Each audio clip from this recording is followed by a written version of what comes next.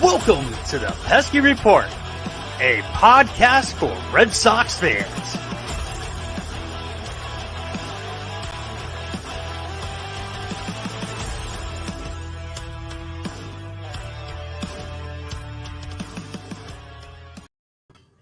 Hello, everyone. Live from the city of Watertown, Massachusetts.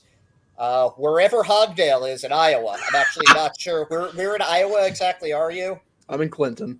Clinton, Iowa, and Portland, Maine, with Emma Tiedemann, our guest today. Did I get that right? Yes. So Emma is the play-by-play, does play-by-play for the Portland Sea Dogs, the AA affiliate for the Boston Red Sox. But I know that your role extends to a little bit more than that. So could you just tell us a little bit about what you do for the Sea Dogs?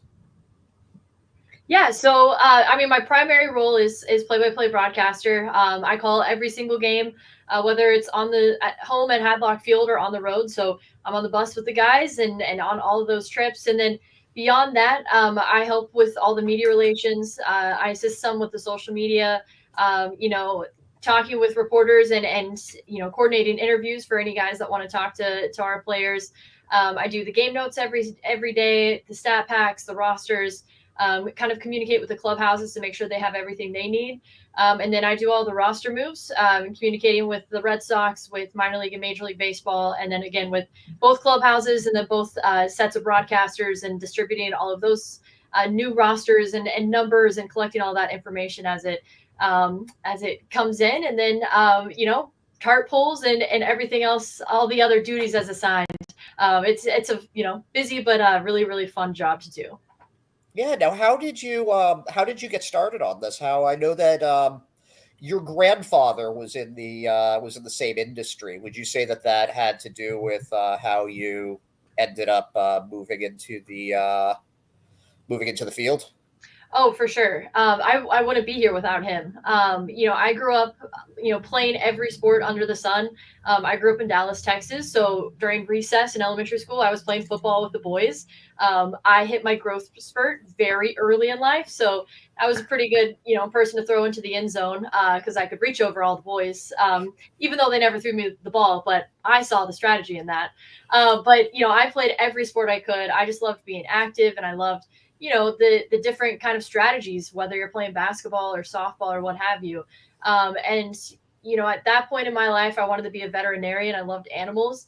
But once I got into high school, I realized that I was really bad at science and math, which are two key subjects for veterinary school. And so luckily around that time, my sophomore year of high school, my grandfather was getting ready to call a Division III men's basketball game or women's basketball game. And he had an extra headset because his student wasn't able to make the game, and he gave it to me and said, basketball, why don't you, try this out? And I loved it. I loved having just to be on the entire time, and you never knew what was going to happen in front of you. So from that moment, I was hooked on play-by-play, and I really haven't ever looked back. Yeah, I mean that it's certainly a big difference from that in veterinary school. Do you have any pets or anything like that now? Oh yeah, I have a 20-year-old cat. He's going to be with us for probably another 20 to 30 years at this rate.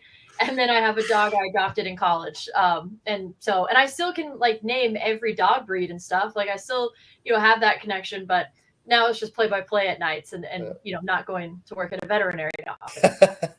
Yeah, wow, 20 years. That's I feel like any pet owner that's probably not enough, but 20 years feels like a pretty good run. What kind of dog? He's a collie shepherd mix. Oh my god. So he's a big guy. But this is mine right here. Oh. This is Penny. Amazing. So you went to school in Missouri, right? Yes. What did you study there? So I started in the journalism school. I thought it was amazing that, day one, you could be working for whether it was an NBC affiliate, an NPR affiliate for the radio station. They have the Missouri method. So the Missouri method is you go out and do the work. You don't just talk about it in the classroom. You go and experience it. So my first week, I was out covering high school football for the NBC affiliate. And then I was doing play-by-play for volleyball for, at the time it was Big 12.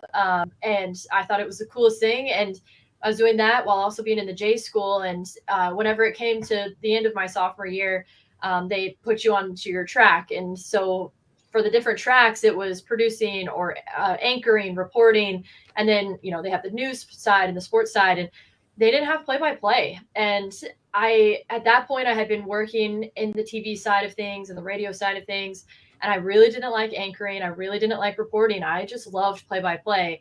And so to give me a little bit more time to do that, I decided to actually major in education because I also knew that, play-by-play is an extremely competitive field. And it would be nice to kind of have something not to really fall back on, but just, a way to make a little money if needed, because you also don't make a lot of money in this industry. So I actually majored in secondary social studies education with a minor in history and then a multicultural certificate.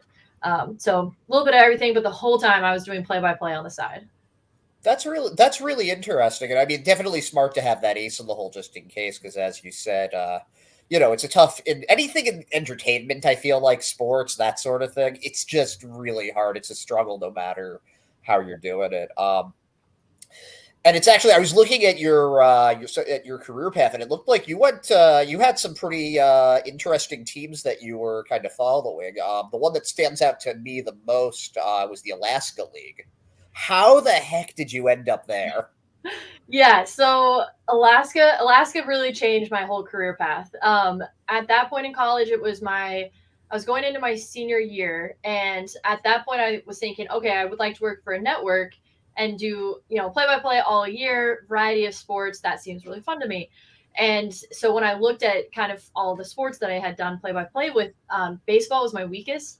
I just didn't have as much, reps under my belt. I didn't know the sport as much because I played volleyball and basketball religiously growing up. And so I figured, hey, if I could, call a whole bunch of games in a very short amount of time, I should get better. So I Googled, summer collegiate teams in the United States. At the time, there was a massive Wikipedia page, and it listed out every single league. So, of course, the Cape was on there, the Coastal Plains League, Northwoods. I mean, all of those that we always hear about. And so I went to each league's website. I went to each team's website, and I sent an email to every GM saying, if you have a broadcast position open, I would like to apply for it. Here's my resume. Here's my tape. And only 2 people really responded. And one of them was in Alaska. And I had a couple interviews with him and with the GM, and his wife was awesome. And, I just love their kind of philosophy of, they're bringing all these people from the lower 48 up to Alaska. And, they just kind of want to show off the state. And they have cookouts and all this stuff at their house. And it's a really family environment. And so I said, why not? They said they would pay for my airline ticket and give me a car and a host family. I never got paid. But I was like, well, when am I ever going to go to Alaska? So I boarded a flight from Dallas to Anchorage. I had a oh crap moment as we were landing into Anchorage because it was 11 o'clock at night, still bright as day outside because the sun never sets in the summer. And we flew in over like the biggest mountains I've ever seen in my life. And I have a window seat. And I'm like, oh my God, what have I done? Like, this is terrifying. And it turned out to be the best experience of my life. I fell in love with the sport of baseball, with the game of baseball. I had talks with our manager every single game about just little things because he would listen to the broadcast the same night. And so he would kind of critique and also tell me like, okay, well, this is why we did this. And this is why we bunted here. Those little things that, he was just so helpful about. And then I also fell in love with, the grinds of going to a game every single day, or getting on a bus and going to Fairbanks or to going to the Kenai Peninsula, all that stuff. I just was hooked. And so I've been in baseball ever since. That's such an interesting place to start also because for me that sounds like a dream.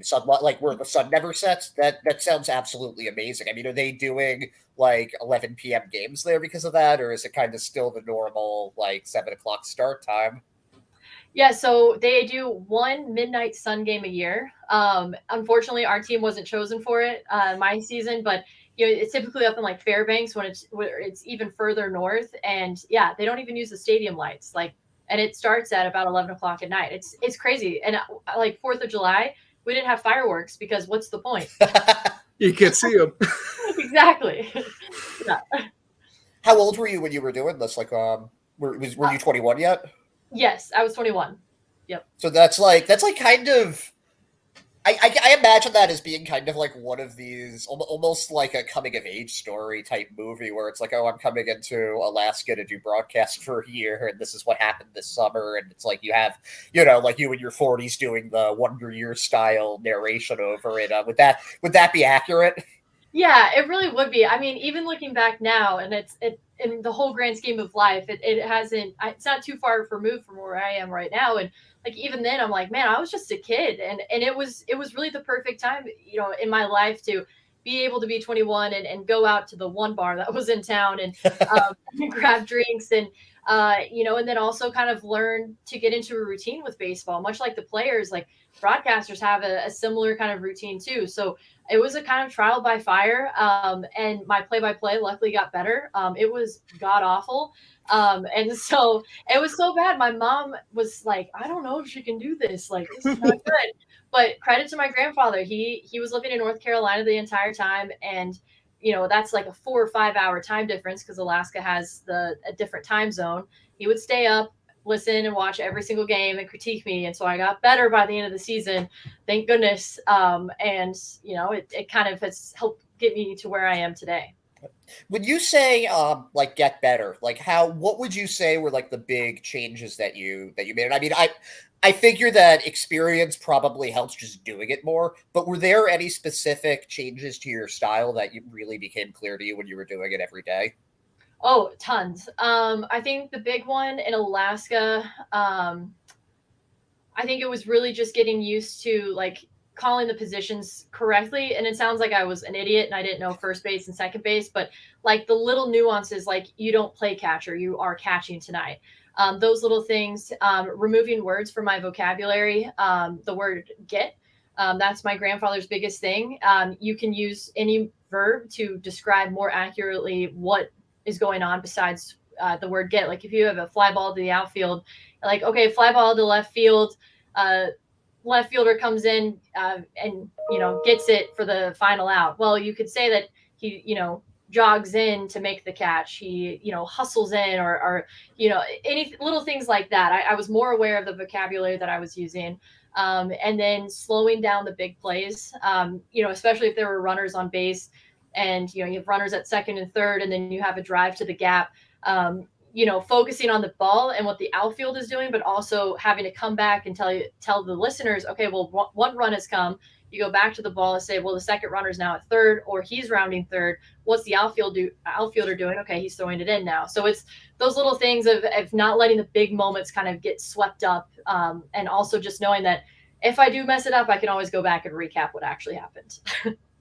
Yeah, no, that seems like definitely a trial by fire kind of thing. Now, how big is the audience for the Matsu Miners, which I didn't mention before? That was the team, the Matsu. Am I saying that correctly? Yeah, Matsu Miners. Yep.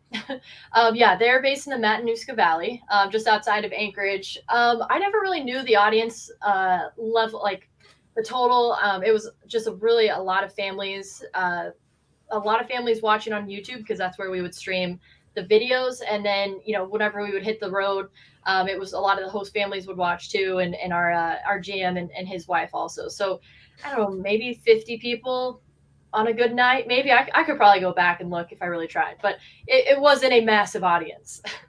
Now, I've never been to Alaska before, so this is more my own curiosity. But what teams do they generally follow there?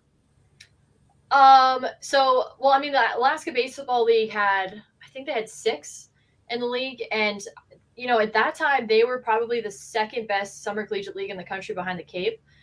So like we had a whole bunch of guys that got drafted. Nick Senzel, who's with the Reds right now, he was part of my team. So yeah, the colleges that they came from were like Tennessee was a big one, and then a lot of colleges in California. Oh wow, Senzel wasn't he was taken second in the draft or third in the draft or something like that, wasn't Yeah. he? That's Oh a yeah. yeah, no, that's a big name. Why no, again, I don't know a ton about the collegiate leagues, but what would make a player pick Alaska over the Cape or like a different collegiate league? Like what is it just a numbers game or like what sends somebody up there? So honestly, I think it has to do a lot with the coaches too. I kind of dealt more with like the player side whenever I was with my second summer collegiate league in Oregon. So a lot of the times the coaches will just tell the players like, "Hey, this team reached out. They would like you to come play for them. This is where you're going." A lot of the time, it's just the relationships that the coaches have, like their university or college coaches have with the summer collegiate team and organization.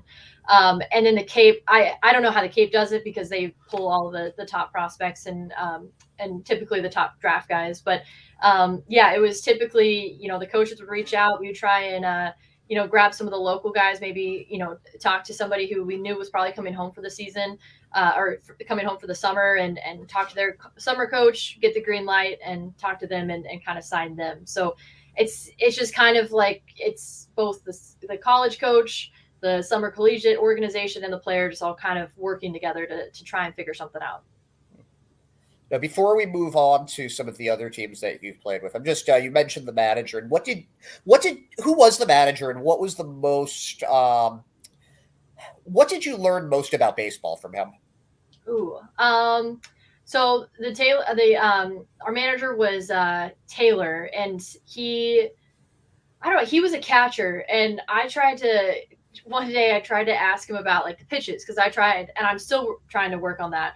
The pitch recognition from up in the booth can sometimes be a little bit difficult, and so it's like, well, how do I, and we also didn't have really radar guns from what I can remember in Alaska, so it was hard to tell like, oh, slider or a slurve or a curve, what the heck was that? And so I asked him, I was like, how do I have the pitch? Like, how can I get better at that? He's like, I was a catcher, I didn't know what was coming at me. I don't know. I was like, I don't know if that's helpful or honest, but he was just that kind of guy. Yeah, Ben Taylor was great. But it was just honestly his patience with me and made me feel comfortable to ask any question that I wanted to. And I still ask questions today. You can ask our manager and hitting coach and pitching coach. I still bug them. So. Yeah, no, but I'm sure they appreciate that, and it definitely shows in your play-by-play. I can say from listening to just listening to enough Sea Dogs games because for me, I try to follow as much minor league games as I can, and with the MILB, you end up getting a lot of like other affiliates, and sometimes I think that people definitely it's a high knowledge, but not everybody has a really in-depth knowledge of the game and how that works. And I can see, I mean, I can definitely see just asking as many questions to be able to figure that out. Now, some of the other teams you have worked for before heading to Portland, the Medford Rogues, the St. Paul Saints, and the Lexington Legends. Now, is that just pretty common to kind of bounce from team to team like that when you're getting started? Yeah, I would say so. And for me, I bounced around a little bit because it was a little bit more difficult for me to break into minor league baseball and into affiliate. So, Medford was one that I knew I could kind of grow in and work full time and work a variety of roles in the front office. So I actually kind of mirrored that to what I would have to do at a minor league team. And so I picked up the media relations, the social media, and then, St. Paul was awesome because I didn't get hired by an affiliate that year, but the Saints are such an incredible organization and they do really, it's really St. Paul and Portland on the game day presentation and the way that they handle their fans. It was awesome. And then, finally broke into minor league baseball with Lexington. And so, yeah, I mean, some people get lucky and they get to land in a spot that they're there for 5, 10, 15, 20 years. But, I was open to moving. And I think that moving around and seeing not only different parts of the country, but also different levels. I got to see summer collegiate for 3 years. I got to see independent, single A, and now double A. I think it's just been a really cool experience. What do you do during the off season?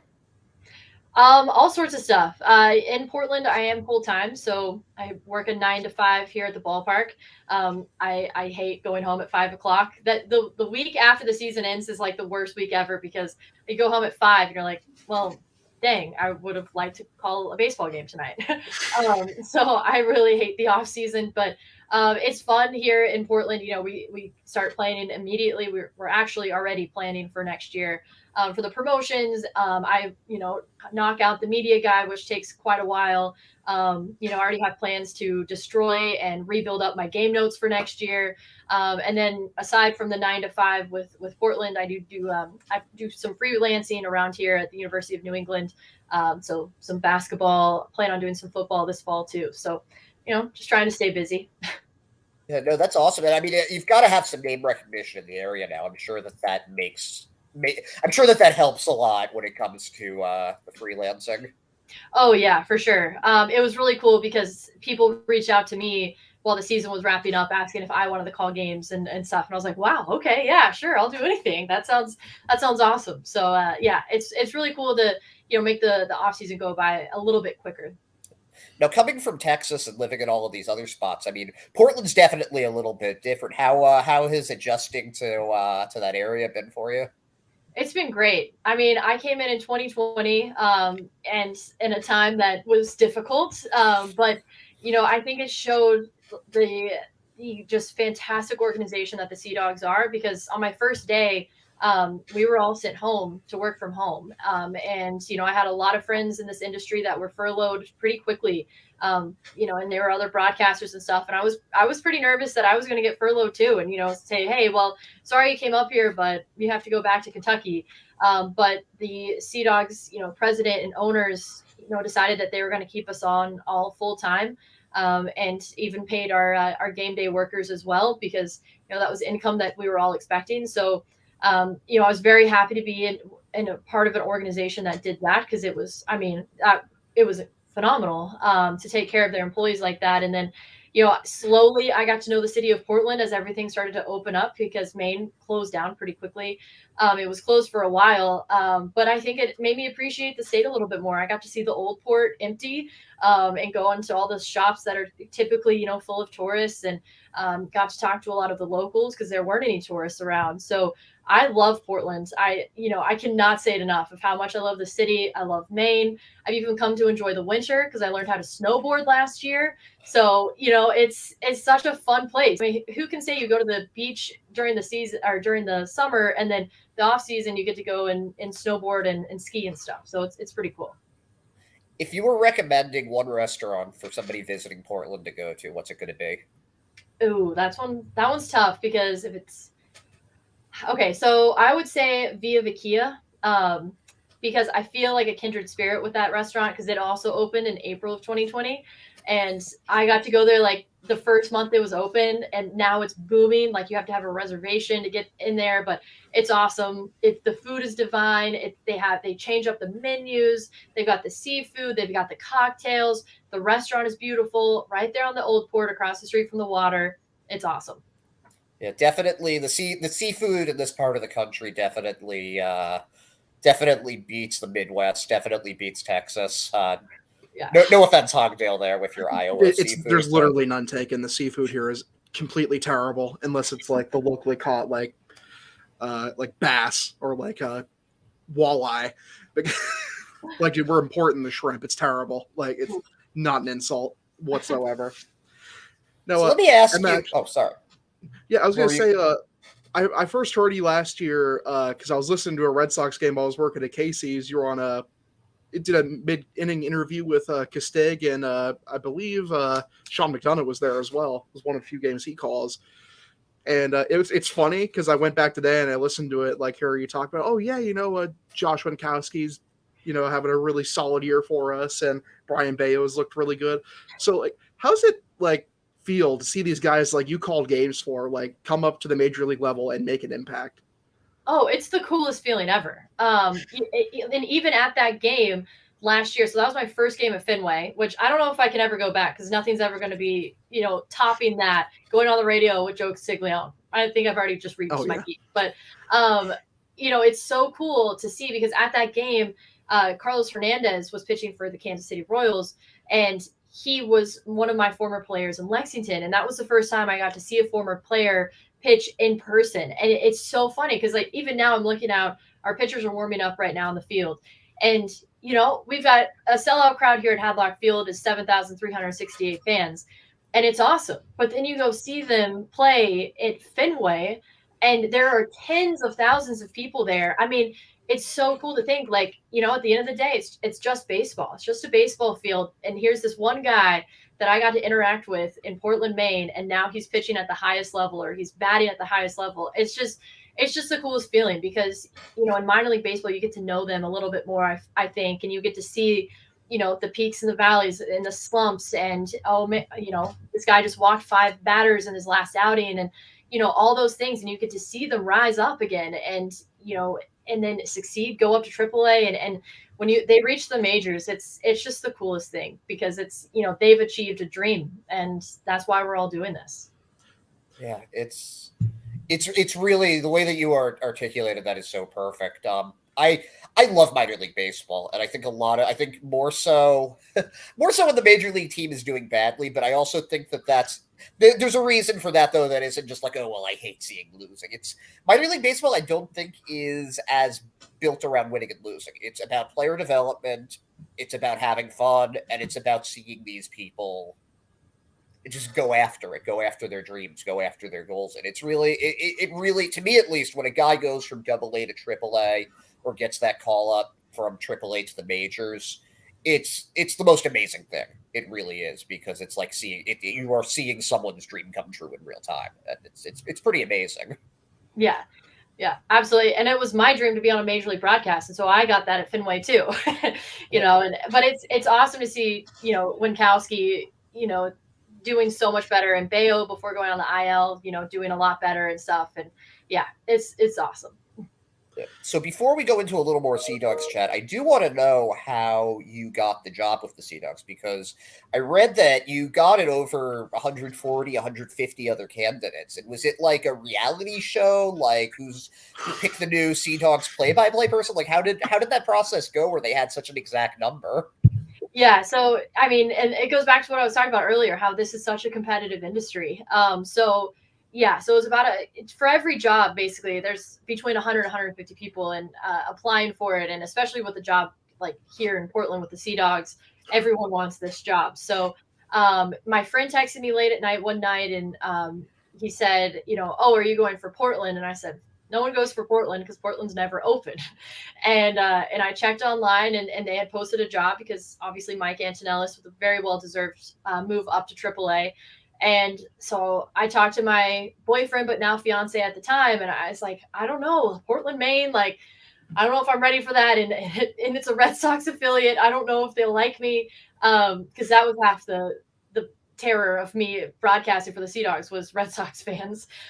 Because I know how passionate the fan base is and I didn't want to, you know, upset them. So that's a nice way of putting it, passionate. Yeah, they're brutal. Yeah. Hey, well, I respect it. You know, I'm a Texas Rangers fan. They don't have the passion. The Red Sox fans have passion. So I had applied online, and then a couple days later, the president called me, and we set up an interview.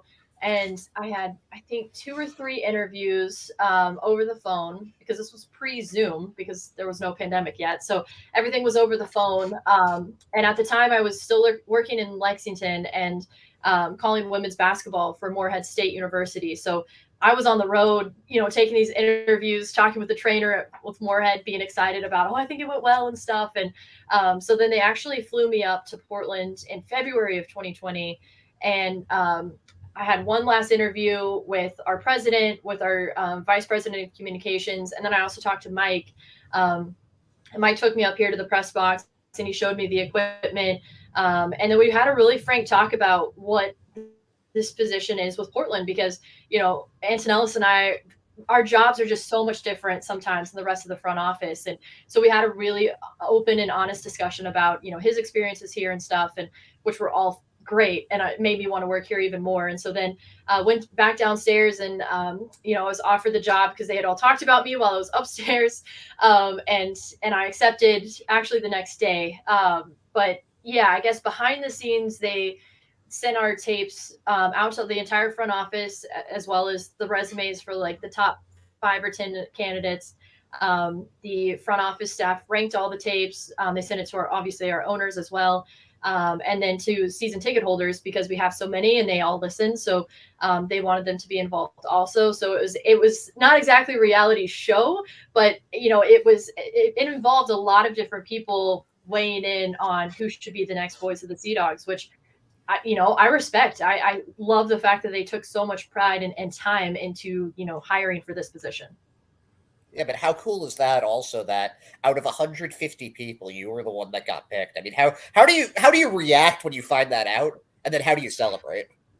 Yeah, so I reacted by saying, oh, and then probably some cuss words of like, oh my God, it happened. Awesome. There were definitely some happy tears because I wanted to move up so bad, and I really wanted to work for the Sea Dogs, and it was bittersweet too because I went back to Lexington. I had one more event, and it was actually perfect because I had all the other female broadcasters in town for an event, and so I got to tell them and kind of celebrate with them. But the night or the day that they offered me the job up in Portland, I was like, no, let me think about it. Knowing full well I was going to accept. So I went by myself down to the Old Port because I was going to explore a little bit. And I went down to the Old Port. I went to the Porthole, which is another fantastic restaurant, by the way. And, in February, there's no tourists around. So it was just me at the bar with a whole bunch of locals. And so I celebrated with lobster mac and cheese because I had to get something lobster related. Lobster mac and cheese, a beer, and then a shot of tequila. And it was just me at the bar. That's awesome. That's excellent. Yeah. Celebratory lobster mac and cheese, I feel like should be a thing for any high A player that gets called up to AA for the Red Sox. Oh, absolutely. So welcome to Portland. Here's lobster. Yes, exactly. Oh man. So how have the Sea Dogs been this year? How's it been following them 2022 versus 2021? I'd say it's very different.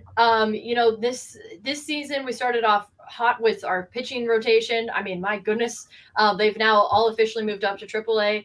But it was just a hot start from the beginning with Brandon Walter and of course Brian Bayo with the no-hitter. It was really pitching heavy, and then the second half of the season, we've seen the offense kind of explode a little bit and put together those timely hits, which is why we're in first place right now in the Northeast Division. And the base running has been off the charts. David Hamilton single-handedly is just stealing every base he can, it seems like. But then, you have Christian Coss and Cedon Rafaela as well. I mean, it's almost like, well, okay, the Sea Dogs have a base runner on. They're going to steal it. Doesn't matter who it is. They're going to steal another base. It's been so fun. I'll tell you, it was a lot of fun. The one Sea Dogs game that I went to, it was with my girlfriend's their big Irish Catholic family, and it was like 27 people there. And I got to feel so smart because David Hamilton gets on base at the very beginning of the game, and I go, watch this. Second pitch, he's going to steal second. And he steals second, and it's like, how did you know that? And it's like, because he has at the time, I think he had 37 steals on the year or something like that. Yeah. Because of course he's doing it. Now, how much are you guys in organization now talking about the fact that the record, he's got the record for stolen bases at AA for the Red Sox in his sights? I think it's 66, right? Yeah. It's in the 60s. He has the third most in franchise history right now. But yeah, that most in a single season is definitely in his sights. How hard is that as a broadcaster when you have a guy like that that's just stealing left and right? Like, is it hard to keep track of it with all the runners on base? Sometimes. But I like it this year because I think it adds to, more of like the chess match that's going on. So, now I kind of know, okay, well, if Hamilton makes it to first, but doesn't steal second, but the next hitter gets on with a walk or what have you, and Hamilton's at second, somebody else is at first, it's probably going to be a double steal. And so, you can kind of analyze those little things because the majority of the time that Hamilton has actually been caught stealing is executing a double steal, and he's thrown at third instead of second, which I think a lot of people don't realize that he's actually almost perfect with stealing second base this season. But I think it's fun. It's really a cool kind of number to keep track of and always talk about. And it's always fun to have a guy on the base pass that can do that kind of damage and really turn the game around single-handedly just being on the base path. Yeah, no, that's got to be so much fun to watch. Just not even just him. I mean, you've got Rafaela there who is just making web gems at shortstop and center field pretty much on a daily basis. Who would you say is or a few of the players that fans of just the MLB team should really be looking out for in the next couple of years? Ooh, let's see. Looking at the, I would say Christian Coss. Sorry, I have the cheat sheet of my roster just to my left. Coss has over 100 hits. He's second most in the Eastern League, behind Brett Beatty, who's now AAA. But he has just been so consistent. And the strikeout numbers are still a little bit high, and that was one thing that he was working on this season. But it's the timely hitting for Coss. And he's kind of similar to Pedro Castellanos, who was promoted earlier. Of Castellanos was taking big swings and kind of simplified things a little bit and put it right over the infield and got his batting average up, and went on this it was over 20 game hit streak. I mean, was doing really well. And Coss I've kind of noticed a similar thing, kind of just simplifying things a little bit, and being a little bit more patient at the plate. So I'd say Christian Coss, he's a great fielder as well, versatile, second base, third base, shortstop. Even in the outfield, we've seen him and David Hamilton a couple of times in center field. And his arm, I don't think is talked about enough. I mean, he's got a rocket for an arm.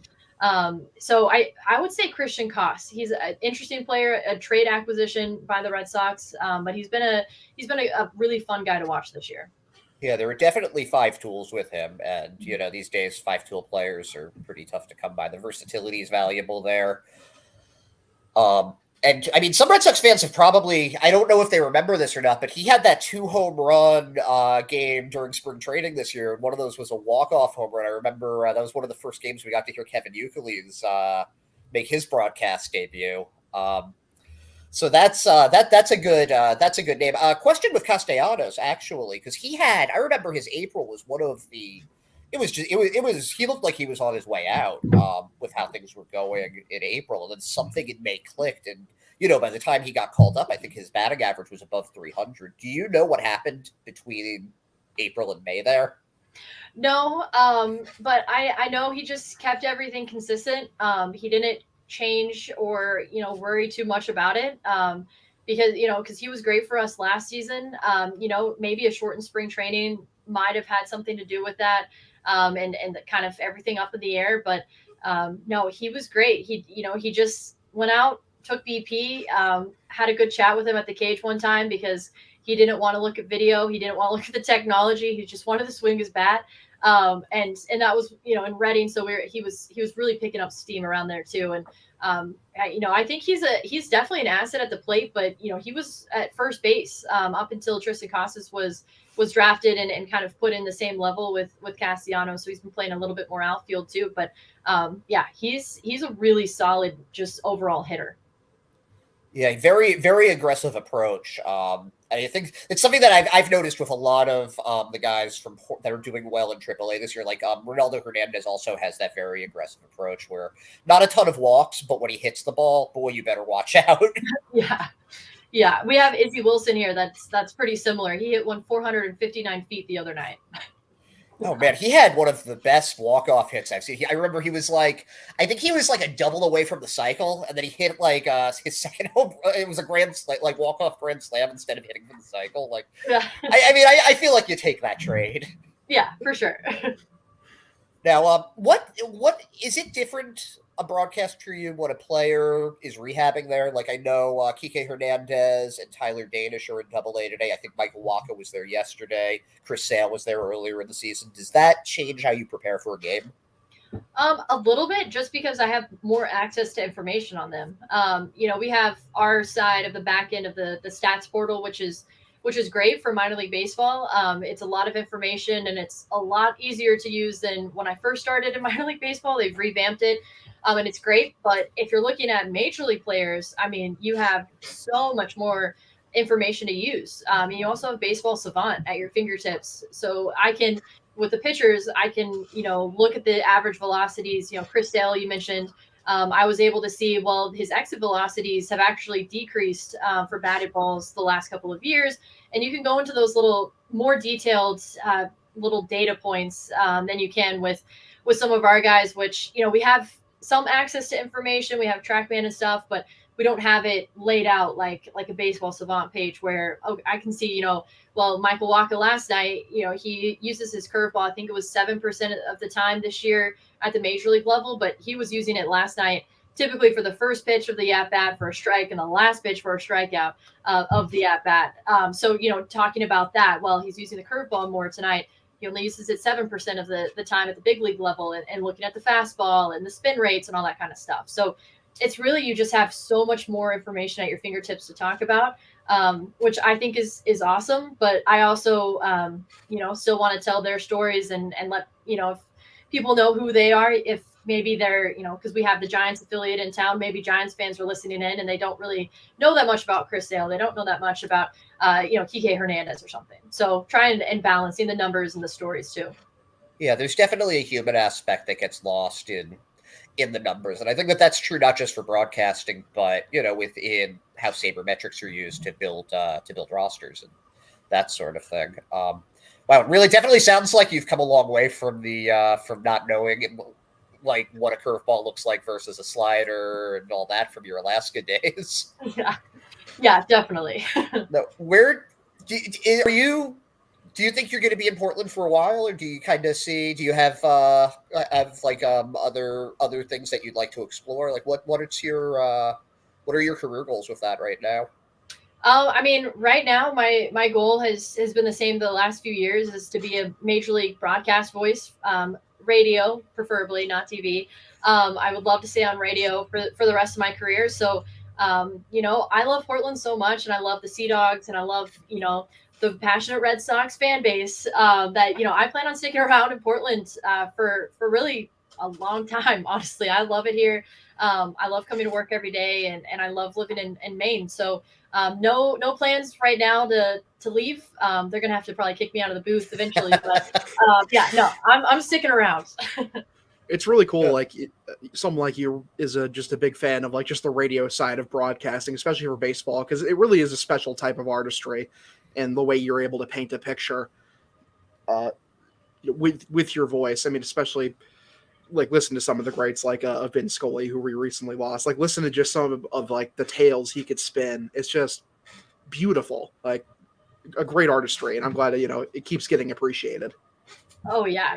I think that's one thing my grandfather passed along was radio, and how much you can do with it, and how you can be like Vin Scully, and no one will ever match him ever, but you can strive to be like him and strive to use those little things, like he used the crowd to tell the story. And so when my team in Lexington had a walk-off championship for the South Atlantic League, I had some breathing room after it, because we still had a crowd there, and we got to celebrate in our home ballpark, which we didn't get to do in the championship the year before. So it's those little things that you take from the greats, and hope you're a tenth of as good as they are eventually. Who would you say besides your grandfather or your broadcasting role models? Eric Nadel with the Texas Rangers. He's been the voice of the Texas Rangers for decades now. He's so great. Him and his partner Matt Hicks work so well together. It's just like two friends, watching a baseball game, and the information that they relay to the listeners is always so helpful, and such a great way. And then also Mike Capps down in Round Rock, Texas. He's the voice of the Round Rock Express. He's been a family friend for years, and I can send my tape to him and have a very honest critique back. And so it's those types of people you can send your tapes to, and they're helping you grow, and wanting you to do better, and move up eventually and stuff too. So it's the people like that. Susan Waldman, I know she's with the Yankees, but she's been so fun. I got to meet her at Yankee Stadium a couple years ago, and now we text, and Somerset has players rehabbing, and then we text about how so-and-so did and stuff. So she's been phenomenal. She's now going to be in the Radio Hall of Fame. So yeah, definitely Susan Waldman too. That's really cool. And that's something that I didn't know, that that broadcasters like exchange information like that. What's something else that people might not know about what it's like to work as a minor league broadcaster? Ooh, good question. Yeah, I mean, all the broadcasters talk. I mean, we talk for a living, so of course we're going to talk to each other. But before every series, the opposing broadcasters and I, we text the starting rotation. That all comes from us. And I think that most people don't realize that, we're typically here at 8:00 in the morning for a 6:00 game, because we have to put the starting rotations on the websites. We have to do the game notes. We have to put those on the websites.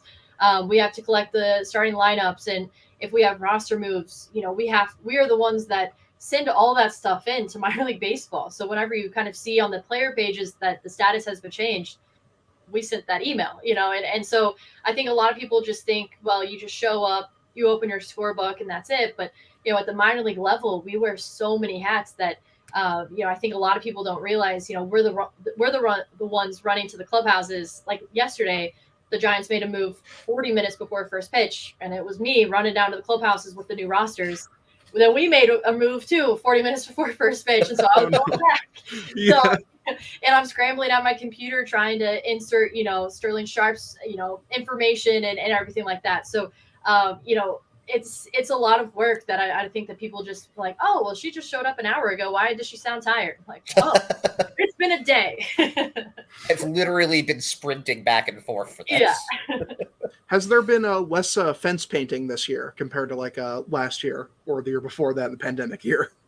Oh, yeah, definitely less. I noticed actually yesterday somebody was touching up where we painted. So I guess our paint didn't really last. But yeah, we painted all of the handrails and everything in 2020 as like stadium projects because the weather was beautiful and we needed stuff to do. So we painted the handrails. We painted some of the kind of structures behind the ballpark too, and cleaned everything up. It was actually fun. It was good team building. I bet. Yeah. And it's such a beautiful stadium also. I mean, just getting to work there every day must be pretty wonderful. Yeah, it's awesome. I think it's small but mighty because we can pack so many people in here. And, whenever it's a close game and it's later innings and GA's filled with people and, they start, putting their feet on the ground and start cheering and stuff. It's really cool. And the booth location, I love it because we're so close. I mean, we have people in front of us sitting. And so it feels like you're in it too with the fans also. Not to mention the monster and the pavilion and all of that. Those little odes to Fenway too are really nice touches. Oh yeah. No, it really is pretty amazing there. Now, this is my last question for the day. I'll let Hogdale finish with his own. But what's been your What's been your favorite game to call this season? What was your absolute favorite? Oh, this season. Probably Brian Bayo's no-hitter. I mean, because it was a little bit of a wacky game because there were runners on base and errors and stuff. And so, it didn't really feel like a true no-hitter because you're like, well, there's still traffic on the base paths, but it was awesome. And then being able to, obviously media relations, organizing his interviews post game and stuff. And I mean, him coming out of the clubhouse because he did some phone interviews and holding the phone up for him and stuff. I mean, he was just like a big kid out there smiling because he had never thrown a no-hitter. And that was really cool too because it was a doubleheader. It was the second game of a doubleheader. Brandon Walter absolutely shoved in the first game. We thought that was going to be a no-hitter. And so that game ends in really record fashion because it was Walter pitching. So every game finished very quickly. And so we're like, wow, really can't top that. And then here comes Bayo and he tops it with a no-hitter. So that was the top of the list. That was great. What's Bayo like in person? Is he, because what I've heard about him when he was like a bit lower in the system, he was just like a very emotional kid, like good guy, but just very emotional with his pitching. And something that really helped him was kind of becoming more centered, and being able to kind of control his emotions a little bit better. Yeah, he's just like a big kid. He was always laughing and having a good time. And, I think the big change from last year to this year was just the confidence in his stuff.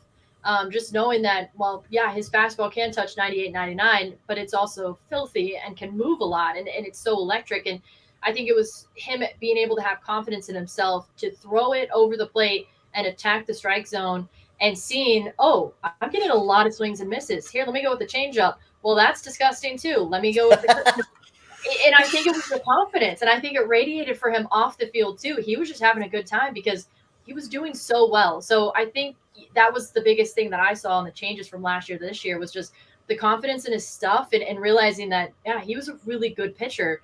And yeah, he was just always nice, always said hello in the clubhouse. And yeah, another, like a Cole Cottom that we missed to have around. It's always good to hear that when somebody with that much talent is also just like a decent human being. Yes, it definitely helps.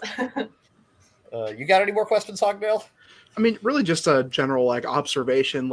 Man, such a great time to be a minor league broadcaster, especially in the Red Sox system where this farm team over this last year or two is just loaded with insanely good talent. I mean, it must just be a joy to broadcast. I can imagine. Oh yeah, I mean, and it really started last year with having Tristan Coss up here, but then also seeing the surprise guys like Ryan Fitzgerald have such success and stuff. So it's so cool to see. You have the top prospects, and then you've got the guys that don't have that top prospect label, and then all of a sudden they make a name for themselves and they put themselves into those conversations, because Brandon Walter wasn't a top prospect, and he was kind of that lower guy who was like, oh, okay, well, he's gotten better, and then all of a sudden he's bust onto the scene, and has that mentality that he's still in his mind isn't a top prospect, and that's how he's approaching everything still, is like, oh no, I still have a lot to prove because I was a late round pick. So it's such a fun combination of those guys, the high draft picks, and the guys that everybody knows their names, and then the guys who are like, hey, you don't know me, but you should. Yeah. Love that mindset. No, that's got to be. Is there So one more question, actually. Is there one player that we should know that we probably don't yet? I would say, Steven Scott, but he is one of those fringe top prospect guys. But the way he gets on base, like he was intentionally walked last night in the 10th inning. He just gets on base. I mean, his on base percentage at one point was close to 500 because he's so patient. And the amount of times I have seen him work from an 0-2 count to a full count to draw a walk, it's insane. So, I know he's one of those fringe guys, but I mean, he can also hit the ball really well. Had quite a few home runs for us since his promotion. He joined us on the road down in Richmond, and has been really solid for us ever since. He's a good catcher. He caught some of the rehabs for us in Hartford whenever we had a couple different major league guys join us there too. So I would say Steven Scott. Do you know Steven Scott's nickname? No. So when he was with, I forget if it was Greenville or Salem last year. No, I think it was Salem. He and Big Joe Davis lived together in like a trailer, and they had a bunk bed that they shared, and made beef jerky together, and they would refer to themselves as the Meatball Brothers. Oh my god! Wow, that's amazing. That's my favorite thing about Steven Scott, and I genuinely hope that Big Joe joins him in Portland pretty soon, just because it's one of those dynamic duos that you can't make this stuff up. yeah, we got to reunite those two. That's great. Anyway, again, this has been really fun. Emma Tiedemann is the play-by-play and media director. What was the exact position again? Director of Broadcasting. So the Director of Broadcasting for the Portland Sea Dogs. And where can people find you? Twitter is fine. Just Emma Teeds, EMMATIEDS. And you can listen to her on any Portland broadcast. So again, thanks so much, and we will see you all next time.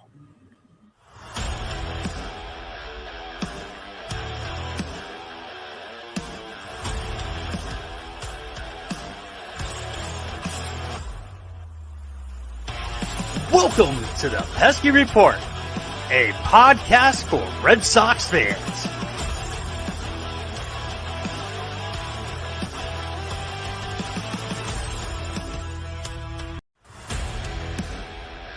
Thanks for watching. Make sure to follow us on Instagram, Twitter, and Facebook at Pesky Report. Make sure to like, subscribe, and leave a review. Thank you for listening to this Belly Up Sports Podcast Network product. Some said we go belly up, so we made it our name, and we're still here.